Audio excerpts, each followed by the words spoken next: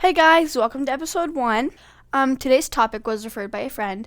What should you do when people and friendships change? Today's quote is by Unknown. Maybe sometimes people didn't actually change. Maybe you just never knew who they really were.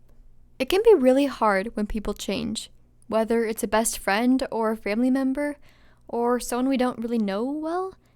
Change in people can really affect what happens to us. Friendships change for various reasons, and losing friends can be really, really hard. Sometimes we have to end friendships even though we don't want to, but we know that it will be better for both people if the friendship is over. And that can also be really, really hard. People aren't always meant to stay the same, and it can be a long process to get over the hurt from people who hurt you or from people that change. I think the most important thing that I can tell you today is don't let change you. Going back to the quote, sometimes people may appear like they're a good friend at first, but you become most like who you spend most of your time around. If you choose friends that do not uplift you, then maybe losing them is the best thing that can happen to you.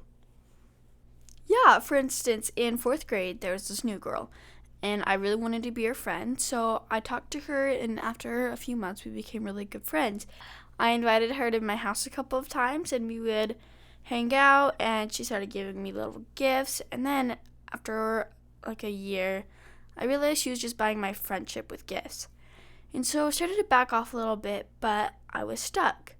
This is because over time I realized that she was a manipulative friend, but I didn't want to completely abandon the friendship because I felt like she didn't have very many friends. So we started a little friend group, and there were 4 of us, but I was starting to get closer to one of the other girls, but she wasn't as close to them, and she was just using me to get to that girl.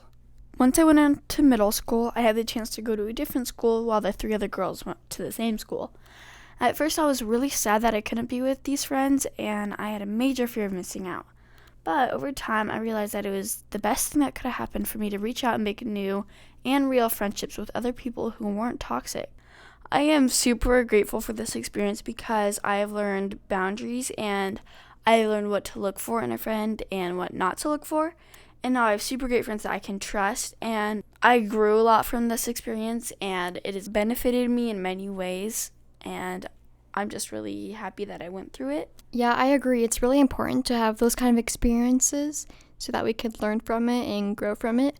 I also have a similar experience. When I was a sophomore, I went to a different school than I go to now, and I had a really fun year. I made lots of friends, lots of people who had the same standards as me, and most everyone at the school was just a really good influence on me. But due to location and other reasons, I had to go back to my old school, and I was actually really excited to go back because I had lots of friends, but turns out a lot of things changed while I was gone, and a lot of the people at the school also changed.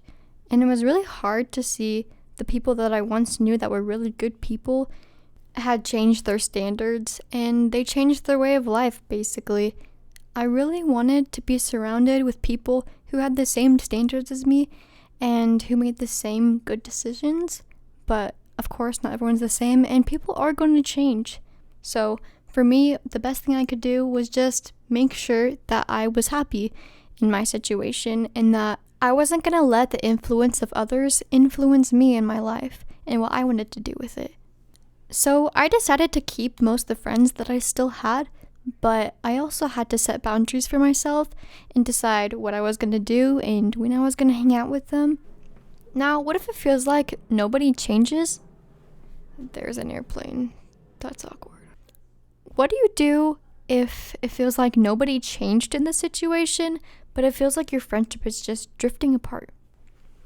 Sometimes friendships just change and nobody knows why, and it's nobody's fault, but it can be really easy to blame yourself for a friendship changing.